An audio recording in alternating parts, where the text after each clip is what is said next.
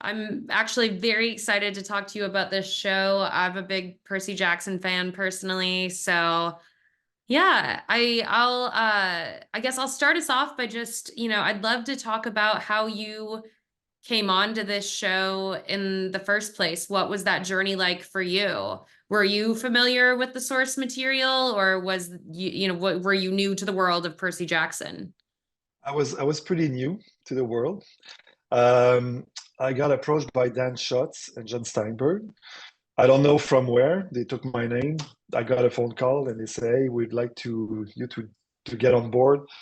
We love your stuff and we think you're the right guy for that." And it was like, well, great because I love the scripts. So I read the scripts. I watched a movie prior to that. I had not read the book at that point, and I really like the characters being, there was good characters, Grover and Percy together at the beginning, and of course Annabeth joining, and I like it because it was very human and very real, and that's what we try to achieve a little bit. So I got on board. They got me on the project, and then we started to discuss creatively a lot. Yeah, I mean, that's something about the series is that it is very, grounded in these three characters and their humanity, but it's also just set in such a surreal and wonderful heightened version of the United States. And this series and this season really takes us, coast to coast. We go everywhere, and I know some of it is practical, some of it's soundstage. There's a lot of, LED wall. I would love to talk about kind of figuring out that visual aesthetic and all of these different worlds that were coming together. Yeah, well, listen, it was a huge task because there's actually at the beginning they told me, well, we're going to do 30% on the volume. And the first discussion was we want this show to be grounded and real and with three kids that are, teenagers, and it's a role movie. So there was no discussion about like superheroes and like big, over the top aesthetic. And that was great. I was happy with this because I really felt like we should try to do this. But then the volume came in, and the volume was a very, very difficult task because it's already difficult to work on a volume. It's super cool, but to do sci-fi or fantasy is okay. You wanted to do realism or realistic stuff, and that was difficult. But I was just on the phone actually with Jeff White, who's the in charge of ILM, and we're so proud because we work so hard, so hard. I mean, and I had the comments that are like, making my heart beat because some people say, "Where's the volume?" And like, well, seriously. And I know some of it is maybe obvious, but some of it, like the Met, the Interior Museum, all of this is the volume, and it's almost not too many touch up because of course you always have to do a little touch up on a volume for different reason. So it was a big challenge, and a lot of amazing people I work with at ILM, and I got my hands on a lot as a DP. I understood right away that it's my stuff behind, so it's not them to give me a world, it's for me to tell them, well, this is the vision of the DP, this is like what I would. So that part, I was very precise. I work with them a lot. Like the interior Met, for example, when they showed me what it looked like, I was like, no, because I would light it differently. And then, okay, so what do we do? Well, let's relight it. So we changed the cupboards in the back. We had lamps in the background. Everything was built according to a style I was trying to put together, from location to soundstage to volume to blue screen. I mean, it was a big ride for that. So yeah, so yeah, a lot of amazing um, stuff. And the difficult part also was to be able to say in my head was, okay, now we're going to be on a soundstage, and the next scene we're in a volume.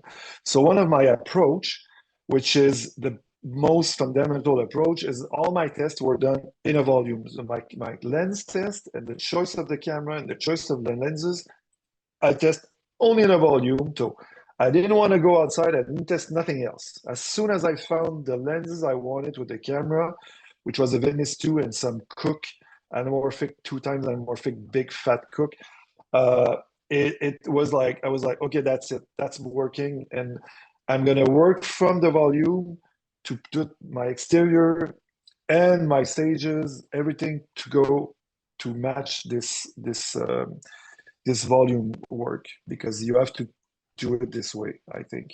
Hmm. Well, I mean, that makes sense, going in that direction to try to make it as seamless as possible, which is something that is very impressive about the series. And yeah, that's not something I'd really thought about because I was thinking, like, obviously, when we're in the throne room on the top of Olympus, obviously, that's not a real space, but I didn't know that the museum was volume work. That's really impressive. I had just assumed that it wasn't because it felt so natural and real. All the exterior museum, the interior museum, all the fight with the Minotaur. Um, then at the end, well, 108 has a lot of volume. Some of it, yeah, we know it's a volume, but it's still pretty nice. The beach, the fight at the end, the forest, all the forest is completely volume. There's like a part of Camp Pablo. There's a lot, and it's a lot of work. It's really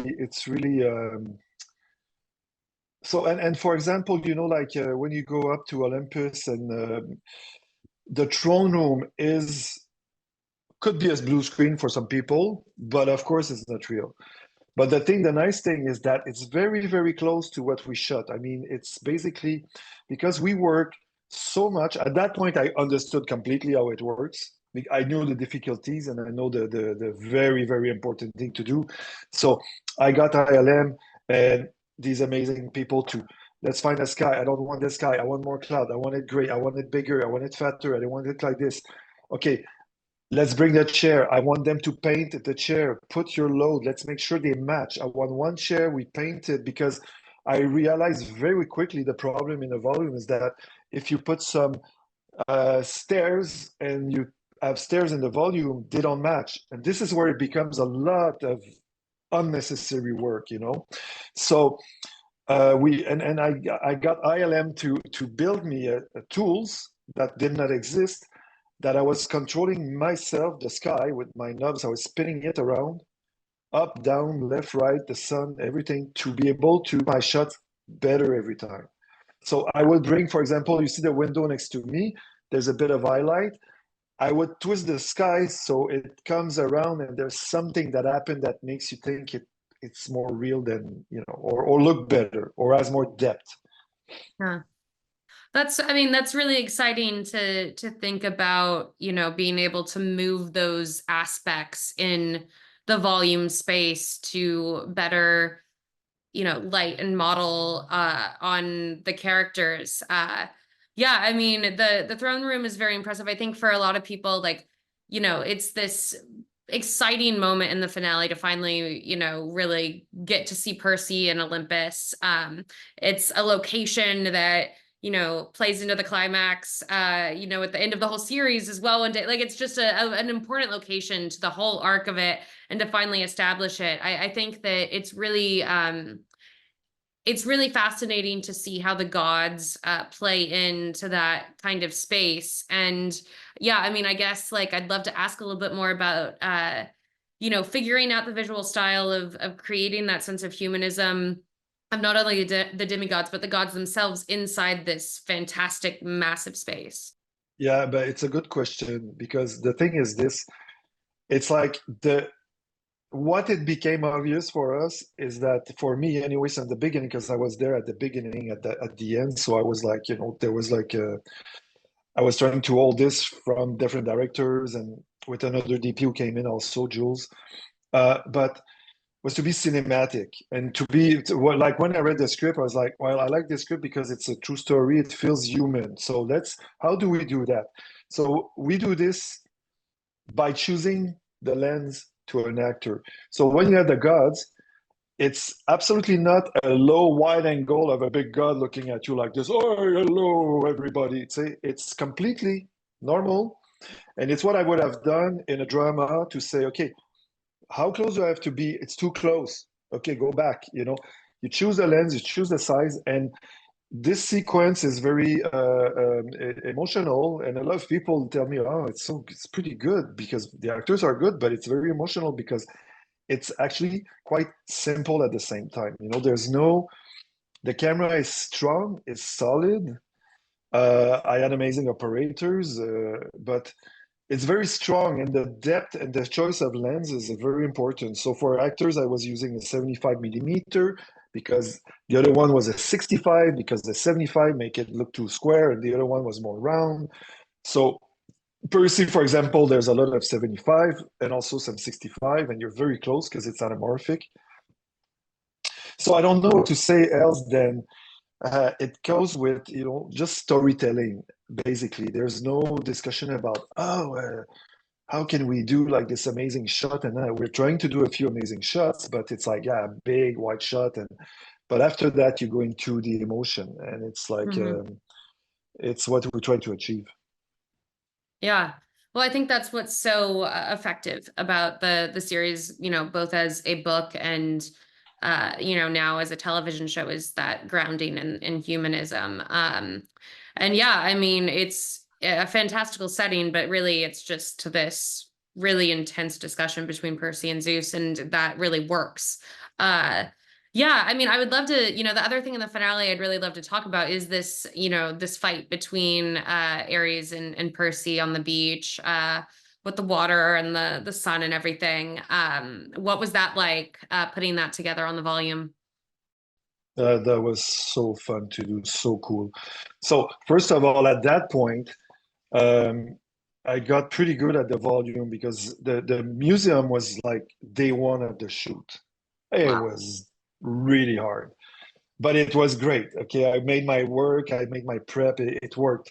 But by the getting to the beach, I knew how to handle it, and I took care a lot of it with ILM because I was able to make sure that the sand would meet the volume. The concept of like that for me was clear. I said to Eileen, I said, I want the sky to be dark, dark gray on one side. The other side will be sunsetty, and the light will come from the ocean. So the shore is darker. So I'm gonna always create a contrast in the shot like this because on the volume it's very difficult to light. Hmm. And it's the volume has been well known for Mandalorian because it's lighting this amazing character who has a silver armor. So it reflects everything. Yeah. This is great, but it's not that easy when you don't want to reflect stuff. Yeah. And by the way, I've talked because I shot the part of Dune, the Dune number one, to replace Greg Fraser, who was doing the Batman. And of course, when I got Percy's job, I called him right away. Said, Greg, what do we do? Because he did the Mandalorian, and he told Yeah. me the first thing: don't do any sun, put people in the shade, and ta ta ta ta ta ta. I was like, okay, I knew that, but this is the right. So of course, when I got into my world, which was actually okay, although I don't put sun, but I want to put some sun. So at this point, for example, this beach sequence is very nice. Also, I want this show also to be not over the top, but I want it to look good. Hmm. To look beautiful and have depth, and the colors. I wanted to keep colors also. I didn't want a show to be desaturated and the skin and nice. So the discussion were really like Jeff White went to Oregon to shoot some beach. We got the beach. We look at it. We said, okay, the sand is nice. They built it in 3D. We looked at it basically 3 times a week. I was coming back from the shoot, from the stage. I was going on the volume, looking at it for half an hour, saying, okay, it's got to work. The color doesn't work. The sky is too much. We built it like this. So it was a lot of work. And at the end, I was, again, because I was be able to move the sky myself. If you look at it as a technical point of view, you could see that basically the sky doesn't make any sense. It's always cheated. But that's what we do. as DP on location. This is exactly what we do. And that's what was my first discussion also with ILM when they said the museum is lit this way. I said, no, because if I go on a location, I'm going to shoot from 8 to 12 with the sun behind me and from 12 to 4 with the sun behind me. I'm going to make people in backlight as much as possible, Yeah. generally speaking, of course. So anyway, I could talk about this for a long time, but um, so at this point we built that. We look at skies a lot. We change them, but then we find a color that was like warm enough and not too much, and and then the sand and the water puddle. This is unbelievable how much critical it became. So how do you merge it? And then so at that point, and we also had some pike from the pier. So we had some real ones, and I asked them, the production designer, to build them as a fake perspective, so they go smaller. So and then I asked them to build some in the volume. So what we did is like a direction. We have some real one and then some fake ones, and they were like picture perfect. And in the other direction, we were moving the stuff around, and I asked them to have little fences everywhere so we can get the audience to get lost right away. Because you just don't want to think about this. You want to be with the actors all the time. So yeah, and at least at the same time, I was able to kind of side light them and give a bit more direction of light. Because on a volume, people have to understand it's a closed world. It's Right. a wall.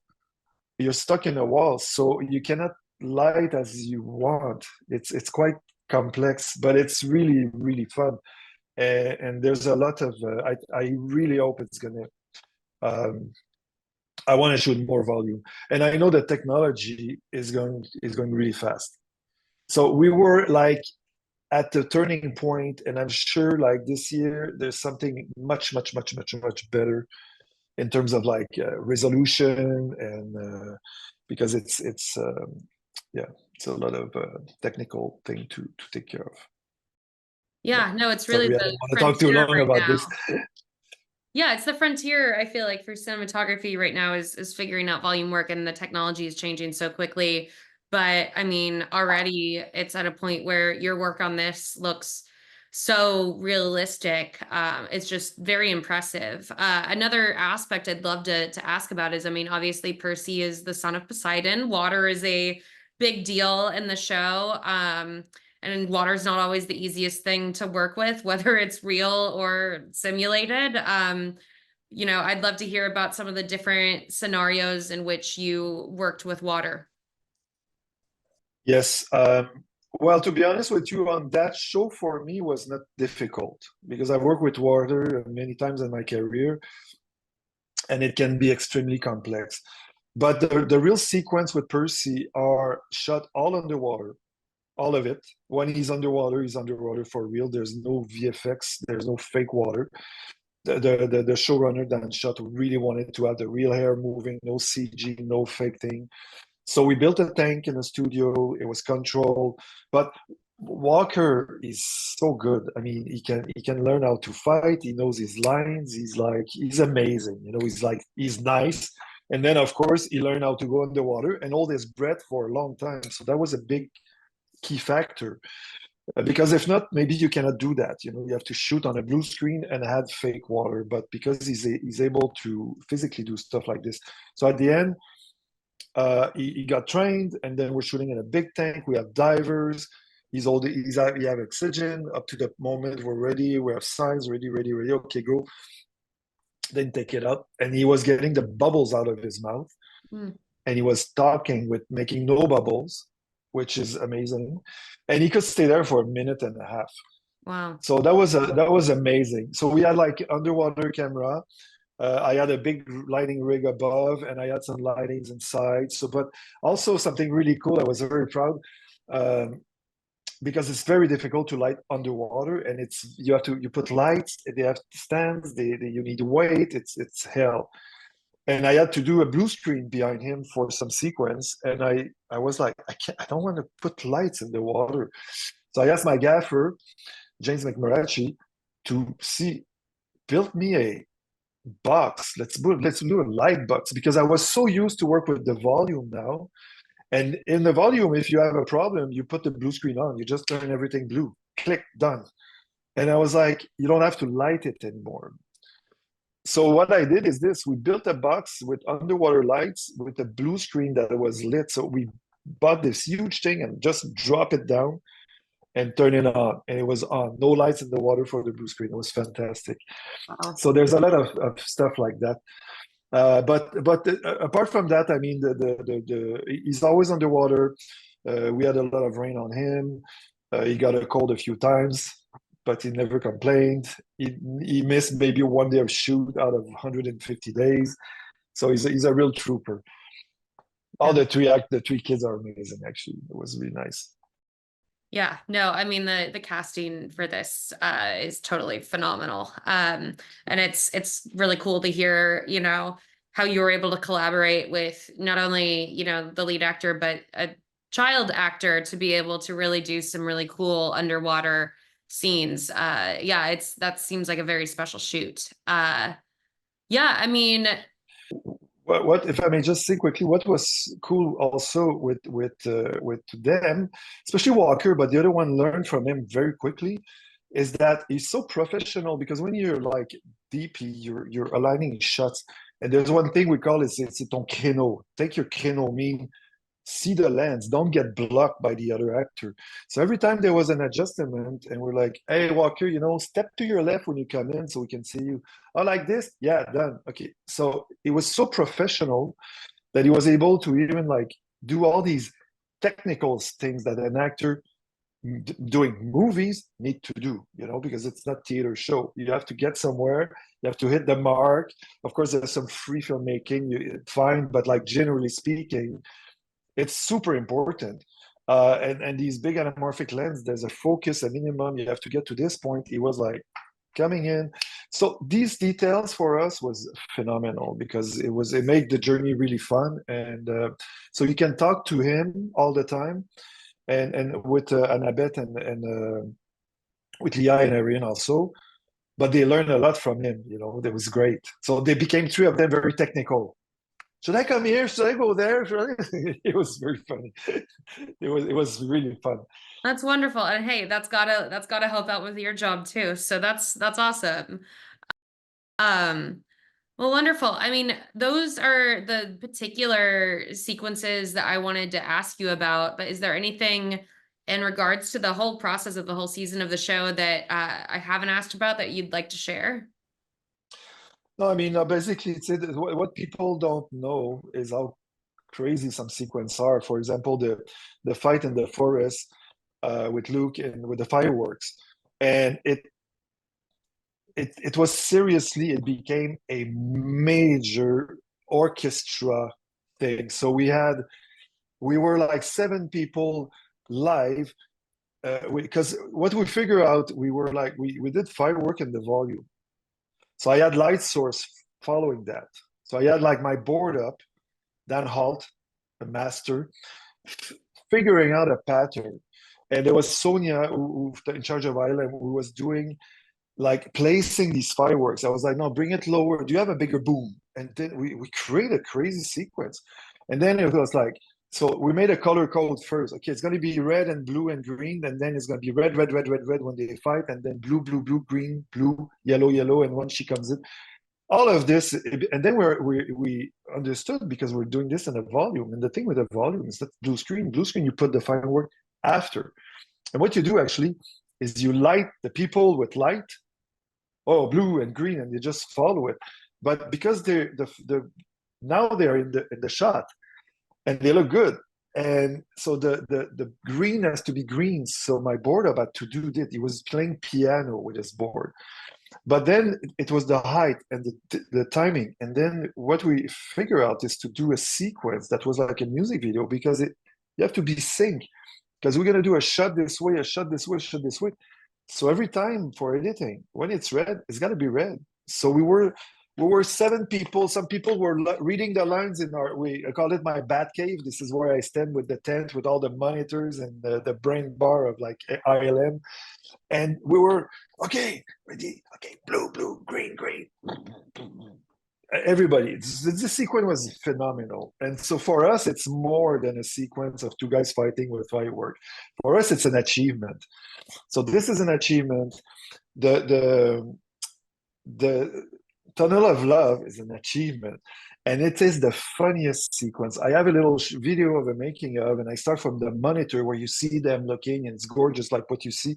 And I go up with my iPhone, and you just see these two kids alone, not moving, in a big volume. It looks ridiculous, but the whole sequence was created with prior to this. That's a lot of work. It's beautiful work.